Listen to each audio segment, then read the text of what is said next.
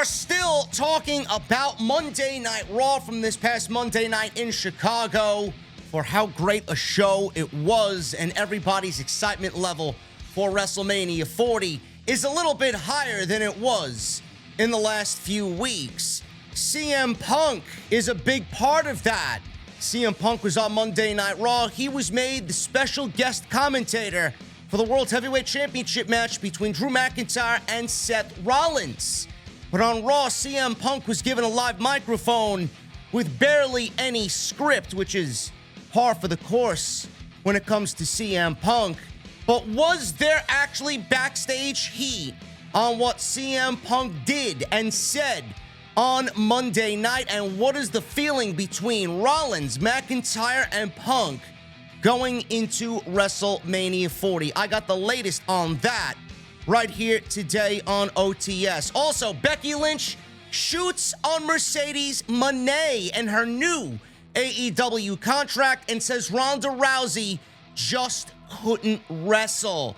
Also, WWE's introducing a new championship title to their program for a new exclusive show that will debut on X, formerly Twitter. All this plus so much more right here on OTS. And we will start with CM Punk.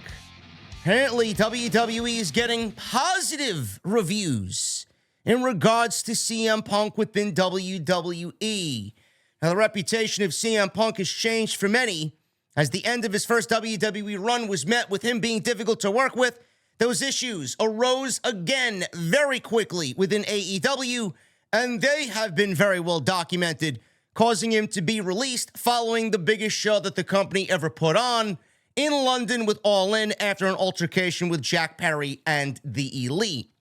When Punk returned to WWE last November at the Survivor Series, many people noticed his changed behavior and positive attitude. That's because he knew walking on in, he wasn't going to have any leash whatsoever. And that trust, that building block of trust was going to need to be rebuilt over the next few years for WWE. After the memorable Raw segment on Monday, people talked about the promos that were cut by CM Punk, Drew McIntyre, and Seth Rollins, the current World Heavyweight Champion. Wade Keller of PW Torch, who has not been a big fan of CM Punk and has had a lot of reports out there defaming CM Punk, starting shit for no reason, reported that the segment was designed to feel like they stray into shoot territory by venturing into zones where there is known legitimate heat, but doesn't mean there is or isn't still legitimate tension or heat between the stars who are trolling each other. Instead, those involved are willing to put their differences aside for big business. It was said, and I quote from Wade Keller, while Seth harbored legitimate gripes with CM Punk, the two are getting along backstage when planning their segments. Punk continues to get positive reviews from many sources regarding how he is carrying himself amongst colleagues and management, end quote. Punk will be the guest commentator for the upcoming World Heavyweight Championship match between Rollins and McIntyre at WrestleMania 40, which is going to add a nice little wrinkle to the overall match there in Philadelphia. I want to touch on that for a second, because I see a lot of people saying, well, why didn't they make him the special guest referee? I would rather see him in the special guest referee department. The reason why CM Punk is not the special guest referee is because if CM Punk was the special guest referee, then the sole spotlight would be on CM Punk being the special guest referee and not on Seth Rollins and Drew McIntyre. And you don't want to do that to Drew McIntyre and to Seth Rollins, who's had a tough go as of late, verbally, with many others shitting all over his championship title reign and the championship, and Seth Rollins himself. You don't want to do that. Rollins and McIntyre deserve their spotlight. Rollins and McIntyre are going to deliver a great match. And with CM Punk in the commentary role, I think that is going to give those guys the stage to tell the story that they need to tell without CM Punk being in the middle of them every step of the way on WrestleMania, whether that night 2, it'll happen on night 2 because Rollins is in the main event of night 1. So that's the reason why They didn't make CM Punk the special guest referee, and that is the right decision creatively. It's going to be interesting how they weave CM Punk into the story via the commentary position, but that's the great thing about it. It adds a little bit more intrigue to what he's going to do, what he's going to say. If there's going to be a post-match thing with CM Punk, maybe Damian Priest cashes in his briefcase and Punk has something to say to go along with that. But, of course, Punk is getting positive reviews. I mean, if there wasn't positive reviews, we'd be in a boatload of trouble. CM Punk has barely any leash at all. CM Punk needs to be on his best behavior. CM Punk knows this is the end of the line if he wants to be with a major wrestling promotion and be in professional wrestling. He's already burnt that bridge with AEW, or they burnt that bridge with him, however which way you look at it. But CM Punk is going to be on his best behavior in WWE, and CM Punk is showing you the type of guy that he needs to be. This is the type of CM Punk that we should have gotten in AEW. He's working with NXT. He's working backstage with the youngsters in NXT. He's at the Performance Center. Yes, he's rehabilitating himself, but Punk and his mind and the knowledge that he possesses is going to go a long way with those young kids down at the Performance Center. He's backstage kind of learning the ropes on how NXT works. Maybe he has a position down in NXT when he doesn't want to wrestle anymore. CM Punk is doing business with Seth Rollins, who's had a lot of nasty things to say about him, and vice versa. Drew McIntyre has not had nice things to say about CM Punk, and vice versa. But they're all working together. Men, imagine that. You don't have to like each other, but at the same time, if Punk is going to take shots, the other two are, I would say, on par with taking shots at him as well. And the world goes round and round. If you can dish it, you can take it. We're all in this together. We're all creating what the cool kids are saying now is cinema for the better of the business. And that's what all three of these guys are doing.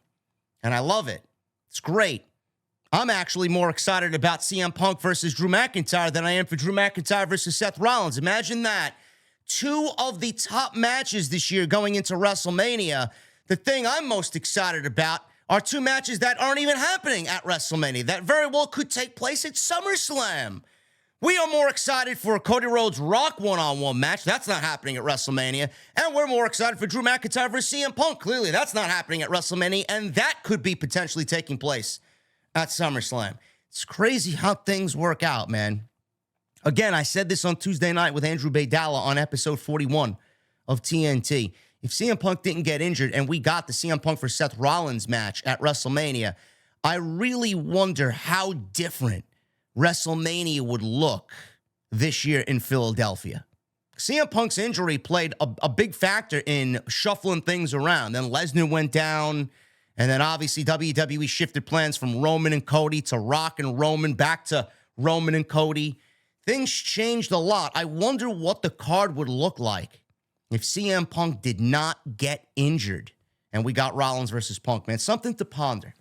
Speaking of Drew McIntyre is still floating around out there without a new WWE contract. PW Insider's reporting that McIntyre has told those close to him that he is not locked in a new WWE deal. The belief is that everyone is working under the understanding that a new deal will be reached. However, the word coming from his camp is nothing is signed and the next move will focus on family being a major piece of the decision. Now, that is a huge thing. That is the thing that landed Will Ospreay in AEW. That is the thing that didn't land Will Ospreay in WWE. If I'm a betting man, I don't want to sit here and tell you that Drew Galloway is going to end up in AEW, but if Tony Khan offers Drew McIntyre more money than what WWE offers him and gives him quality of life where he could see his family more than any other time in the last 17 years as what he's documented, Drew McIntyre is going to give some heavy thought to jumping ship to AEW. But at the same time, you can clearly see that WWE is operating on television, that Drew McIntyre is going to sign a new WWE deal. They are pushing the CM Punk McIntyre narrative for a match that is not anywhere close to happening. And they're building that more up than they are McIntyre and Rollins. Rollins is busy with Rock and Cody and this tag team match. He's focused more on that. WWE's more focused on McIntyre and Punk right now for a match that's not even going to take place potentially until SummerSlam. They're operating and hoping that McIntyre signs and at the same time pushing that narrative on television. That is also a big telltale sign about what McIntyre could potentially do as well, because the one thing that McIntyre wants, obviously he wants to be paid. Everybody wants to be paid. But McIntyre wanted some creative freedom. He wanted to be happy with the creative. And right now, I think McIntyre is not only doing the best work of his career, but I think he's the most content he's ever been. Even when he was world champion. I think McIntyre right now is the most content he's been in all of his WWE run. Completely. I think he's having the most fun right now. So it's going to be very interesting to see. But I'm making a prediction. I say, and I think McIntyre stays with WWE. There's no reason for him to jump ship. Family's going to play a major part in that. And it's going to be very interesting to see how that sways his decision. Maybe they move his family over here. I don't know. Giving him more time off to go visit them throughout the year. I mean, we don't really need any more part-timers. McIntyre doesn't really feel and look and sound like someone who wants to take more time off away from the brand. McIntyre wants to be on TV. He wants that top spot. He wants to be the guy, but he also wants to see his family, man. It's a very, very difficult situation. So it's going to be very interesting to see what happens with him. I think he ends up staying with WWE. WWE is creating a new championship. I don't know why, but they are. They're introducing a new championship, and it will coincide with the new show that will be an X exclusive called WWE Speed. It was revealed that there will be a tournament to crown the new, first ever WWE Speed champion. Corey Graves mentioned in a clip on social media this week, WWE Speed will be an X-exclusive video series featuring matches with time limits of just 3 minutes. WWE has been taping Speed matches before Raw and SmackDown tapings in recent weeks, meaning they have already had several contests in the bag and ready to debut on X next month. Somewhat interestingly, WWE Speed was originally slated to consist of 5-minute matches. For whatever reason, that has now been cut down to 3 minutes, with the emphasis being on throwing everything at an opponent in order to get the job done in that extremely short time. I don't really have any interest in this whatsoever. I know all of the tribalists will now claim that WWE has more championships than AEW does. This is not going to be on Raw or SmackDown or NXT, and nobody will even fucking realize that this show exists. This merely exists because Elon Musk wants to get more people on board with uploading video to X and streaming on X. He wants to make X the centralized hub for all of that. It's not going to be competition to YouTube, but having it be on X, it will give all the people with the attention span of a fucking fly something to digest on their way to the gym and on their way to work or while you're sitting on the toilet doing your business. 3-minute matches, I'm not interested in 3-minute matches. We get that enough on WWE TV with the women's division. So I'd love for somebody to tell me what the difference is when we get Candice LeRae and Casey Catanzaro on Monday Night Raw, or Katana Chance, rather, on Monday Night Raw, and the match goes 90 seconds. What's the difference? So basically what this is, in a more logical sense for you guys, if you're not really understanding what the fuck this show is, this is basically WWE recreating the 24/7 championship and putting it on X and keeping it off of television.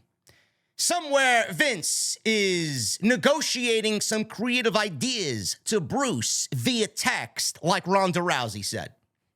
That's the only explanation I have for this at this moment. Nobody's going to give a shit about this. It's just another show that WWE is getting paid for because Elon wants creators to upload to his platform instead of going to YouTube or anywhere else. That's all this is. WWE will be taking NXT Battleground to Las Vegas at the UFC Apex. I love this move. I didn't even know what the fuck the Apex was. So the upcoming WWE Battleground PLE is slated to have a special location at the UFC Apex, which hosts weekly UFC Fight Night events that are broadcast on ESPN and ESPN+. The company previously announced the show for May 26th at the End Market Arena in Savannah, Georgia. As expected, AEW announced yesterday that they would be returning to Las Vegas for their annual tradition of Double or Nothing, meaning the two shows would have went head-to-head. This has happened in the past. Tony Khan complained about it, and WWE has always countered or counter-programmed AEW for various reasons and various occasions. WrestleVotes reported today that they've heard rumblings about the show being moved to June 9th and being hosted in Las Vegas at the UFC Apex. WWE will present Stand and Deliver as their next PLE on April 6th, 2024 in Philadelphia from the Wells Fargo Center at 11 a.m. on Saturday morning. No thanks, man. I'll still be waking up, and I probably wouldn't have had maybe 3 sips in my coffee at that point. So good luck with that. But Carmelo Hayes and Trick Williams have been announced for the main event.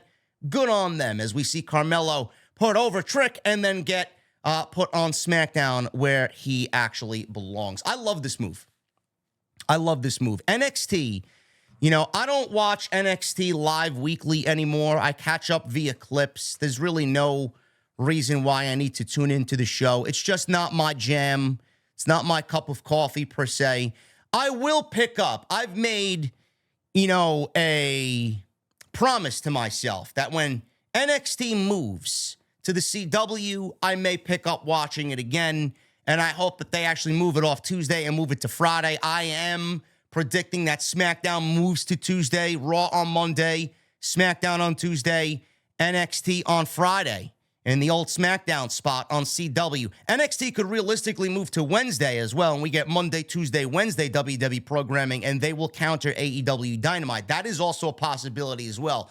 At that point, I'm not going to be covering because I'll be covering Dynamite, but if they do move to Friday, I will make a concentrated effort to watch NXT and then cover the show on Friday. More content, the better for me. I love it. But with this, you usually see WWE running larger arenas for this version of NXT. I don't think that NXT, the way we see it, needs to be in larger arenas. I've always felt that NXT is a developmental brand, and that's exactly what it is. WWE tried to pawn it off as, this is a true third brand. No, it's not. It's not. It's a developmental brand that you used main roster talents to go boost and bolster for a TV rights deal with the CW. So I don't need you guys mixing up what the third brand is or what a developmental brand is. WWE doesn't have a third brand. NXT Black and Gold was the closest thing to a third brand that WWE had. They were producing better television than Vince and Bruce and Laurinaitis could have ever dreamed of. They were selling out arenas with NXT Black and Gold. NXT 3.0, or whatever the fuck you want to call this version of NXT, is not a third brand. It is developmental. That is what it is. For them to be moving out of larger arenas into a more intimate and low-key, environment like UFC Apex, I think that's great. Now, UFC Apex was built around the time at the start of the pandemic. They were holding events there. It was a training facility. It's basically the WWE Performance Center for UFC. That's basically what it is. But then over time, they started allowing a small, intimate number of fans into the building. I don't know how much the capacity is for UFC Apex. I would assume it's a little over 1,000. I know they do hold live events there. They have concessions. They sell merchandise. They sell food. They sell alcohol. So it is a building that's set up to run shows. But 1,000+ people for an NXT you can't ask for anything better than that. What do they usually draw at the Performance Center? 200, 300, 400 tops? If that? Now you're going to the UFC Apex in Vegas, which is great for NXT in itself being in Vegas, and then you're going to be running a little over 1,000 people. The noise, the intimacy, the energy in a building that is full with 1,000 people capacity is going to be better than WWE taking this show into a 15,000-seat arena and filling up 4,000 people and then tarping off the rest of the building. Tony. That's what Tony Khan should be doing. I'm not saying AEW needs to run 1,000-seat venues because then it would look Bush League, because I know they consider themselves a true alternative. But AEW should really be running 2,000, 3,000, 4,000 capacity buildings and filling the bitch up instead of running 16,000 seat arenas and then filling up 2,000 to 3,000. It just sounds awful. And then the show suffers because of it. I love this move. I actually may watch this show and cover this show just because I want to see the ambiance and the environment that Apex is going to give NXT. I think that's a great move. I really do. Becky Lynch.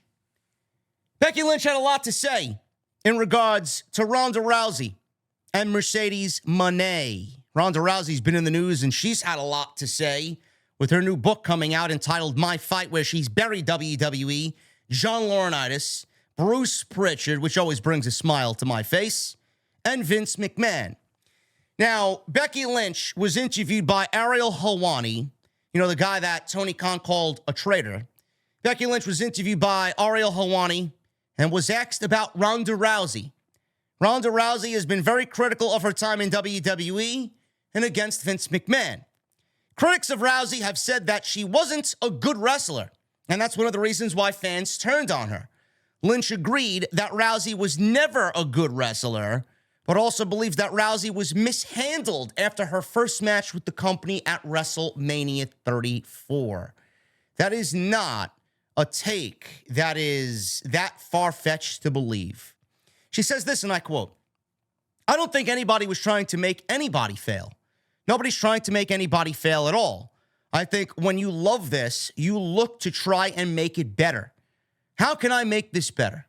She was coming from a different industry. She was a star.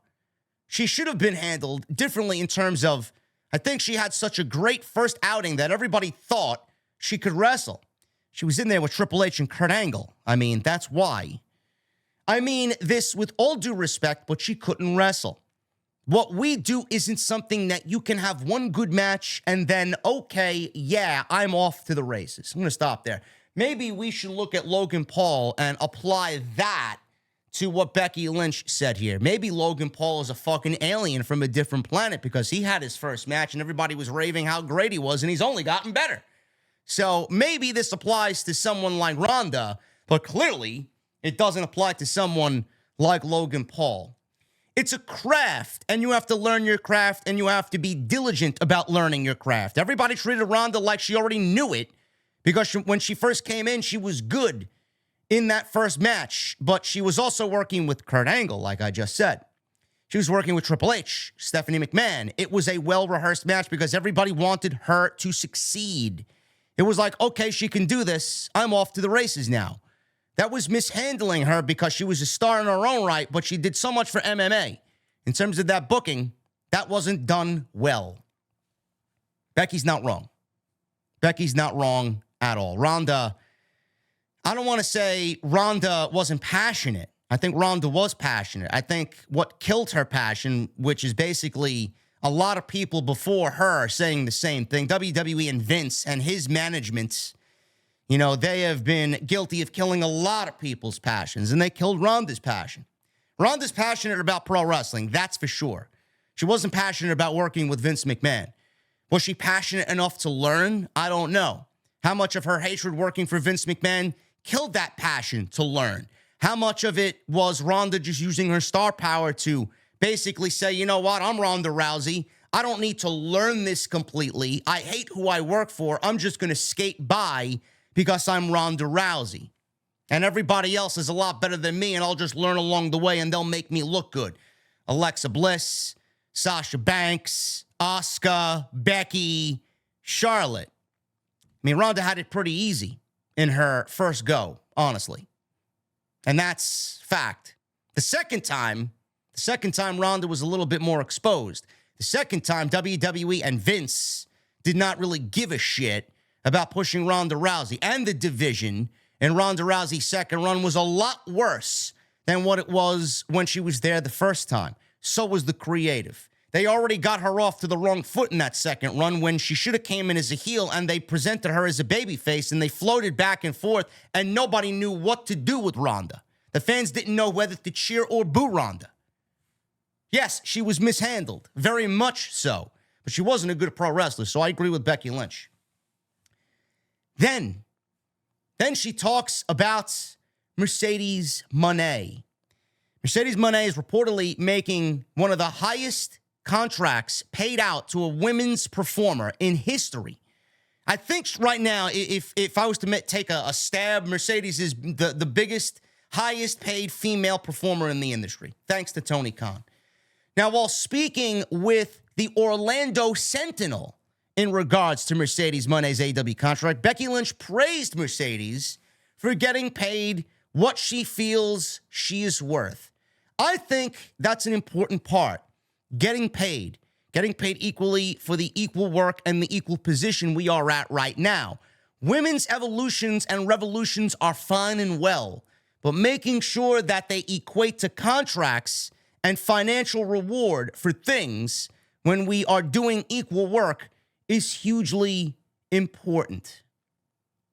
I mean, she didn't really say anything that we already haven't discussed. It's all about evening out the system for what men and women are making, and they want to bring it as close to equal as possible. If Mercedes is making the amount of money that she's making, guarantee Becky Lynch is going to be making more than her previous WWE contract wherever she ends up, which is probably going to be back with WWE. For all the geeks out there thinking that Becky is going to land in AEW and we'll see Rebecca Quinn in AEW, no. Becky Lynch mentioned this with Ariel Helwani in regards to her new contract. 2 months, and she's finished. But it's more than that. Becky Lynch was asked if there are talks about a renewal for a contract, and she said, "Nothing's been said to me." She says, and I quote, "We'll see," when asked if she wants to sign a new deal. She also did not rule out going elsewhere because Helwani asked her if it was WWE or bust. And her response to that was, "I just don't know." However, she said, "I doubt that," when she was asked if she wants this to be her last WrestleMania. Becky's not going anywhere. WWE is not allowing Becky Lynch to walk out when they lost out on Mercedes. Outside of Mercedes, she's one of the top 3 biggest names in the industry when it comes to women's wrestling here in the United States. It's probably Becky, it's probably Mercedes, and then it's probably Charlotte, honestly. If to me, that's the way I look at it. Now, you AEW fucking elitists, you'll probably put Mercedes at number 1. You WWE stans, you'll put Charlotte or Becky at number 1 and 2. You'll put Charlotte over Mercedes. However which way you want to look at it, don't take away any of the star power that Mercedes has, because then you're just fooling yourself. No matter what she's doing and how she's being booked or presented on AEW television. Becky Lynch is the biggest female star in the industry right now. WWE's not letting her walk out. Becky Lynch is not going anywhere because her decision is going to solely be made also on what her husband's decision is. Seth Rollins ain't going anywhere. He's not. Seth Rollins is not going to AEW. Seth Rollins has no reason to leave WWE. And Becky Lynch's decision is going to basically ride the coattails of what her husband and his contract decision is going to be. They're up around the same time. You don't think they value being on the road together? Why does that family dynamic need to be broken up? Why would Rollins want to go jump ship? Why would Becky want to go jump ship while the other stays in one promotion, the other works for a different promotion, while their daughter doesn't have both of their parents on the road? That is going to be the defining factor here. Money, great. They're both going to be paid. Creative, they're going to be at the top of what they do. The family dynamic and having father and mother separated on the road working for 2 different promotions, I don't really see that being the case. I think WWE is going to keep that dynamic together. They want to keep that dynamic together. And Becky Lynch, she's on Ariel Helwani answering this question. What do you expect her to say? Yeah, you know what? I'm done after this. I'm going to see myself find other opportunities. What do you want her to say? She gave the most PR political answer that she possibly could at this point. Also, her answer was going to hinder on, do I answer this or do I not answer this? I don't want to give away what's happening at WrestleMania because whatever she says obviously could give away the outcome to the match with Rhea Ripley. There's a lot going on there, man. Becky Lynch ain't going nowhere. But as far as the Mercedes comment, whatever Mercedes is making, it's going to yield bigger contracts for everybody else that needs a new deal in the women's division. So look at it that way.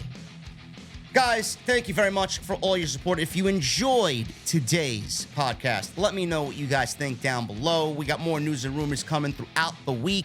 Make sure you guys hit that thumbs up, hit that subscribe button down below, turn on the bell for notifications, and go check out all the other content on the channel. There is plenty of it. We were live on Monday, Tuesday, Wednesday, and I'll be back live with you guys on Friday after SmackDown. Also, follow me on social media on X at JD from NY206, X, Instagram, TikTok, and make sure you guys request your cameos, man. I'm also on Cameo. Until tomorrow, guys, have a great Thursday, and I'll see you guys back here with more on Off the Script.